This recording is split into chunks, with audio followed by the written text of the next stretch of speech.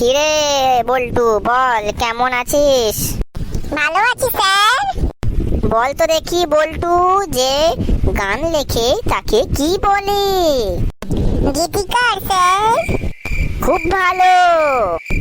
আচ্ছা এবার বল তো দেখি, যে সুর বাঁধে তাকে কি বলে? সুরকার স্যার। বাহ বাহ, আমাকে তো আজ তুই অবাক করে দিচ্ছিস, এত কিছু জেনে গেছিস, বাহ। আচ্ছা এবার বল তো দেখি, যে প্রাইভেট পড়ায় তাকে কি বলে? Private car. Private car?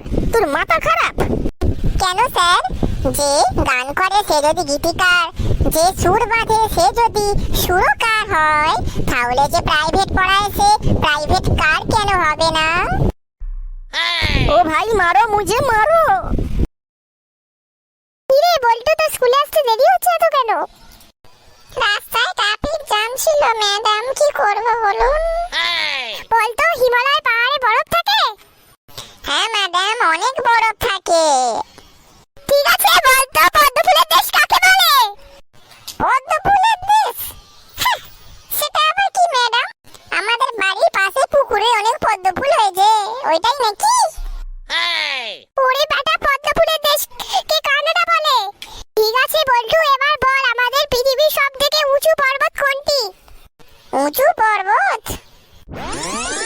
কি যেন একটা ছিল, মনে করতে পারছি না, পেটে আসছে মাথায় আসছে না ম্যাডাম।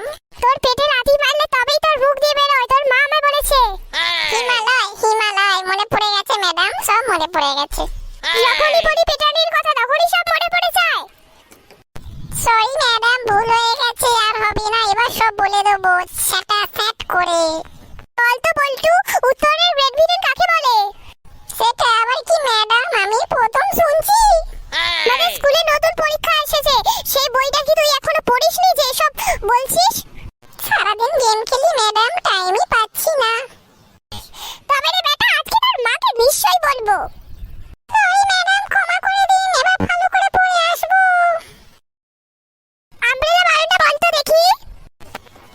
এই মরেছে, আমব্রেলা বানান